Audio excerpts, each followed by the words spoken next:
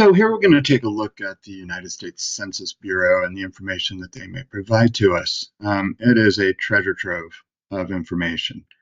And so we're not going to be able to cover all of it. We're just going to do a quick tutorial on some basic searches you might do. Data profiles, you can drill down to a specific area.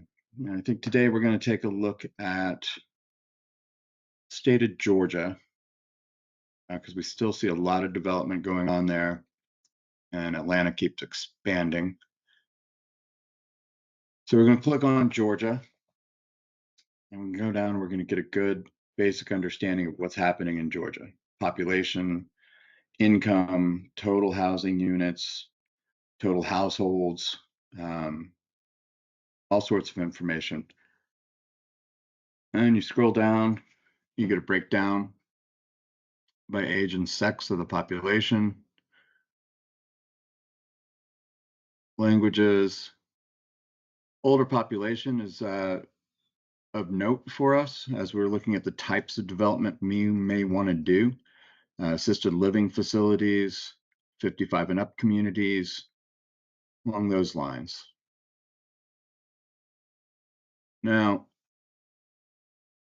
we can drill down even more specific if we want to look at a particular area. So we're going to look at Gainesville in Georgia. Oop, didn't come up, so we have to include the Georgia.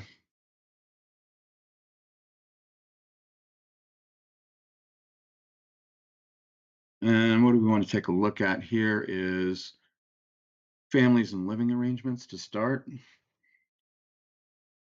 And you have a whole lot of options to choose from here. So let's take a look at the household types for Gainesville, Georgia.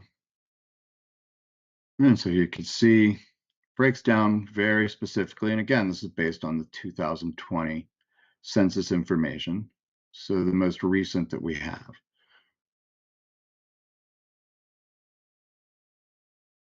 And you see total households, household size, all of this. And all of this is important information when you're doing research on where you want to develop a property.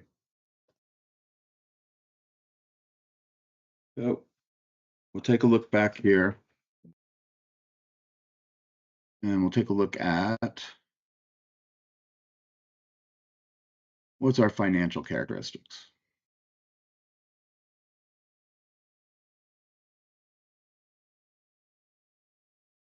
And this gives a really good breakdown of what's going on in Gainesville, Georgia. And why it's important to us is we have to determine when we're going to develop, what can people afford? What's the ideal situation for you to develop in Gainesville, Georgia? And so we see the highest amount of population in the $50,000 to $75,000 income range. And the next highest are 150,000 or more, or 100 to 150. So that's interesting for us from a development standpoint, as far as what are we looking to develop? Do we want to do single families? We want to do multifamily? What do we want? And what's going to be our best return based on that? So this is kind of the basics of the information that you can find in the census. There are considerably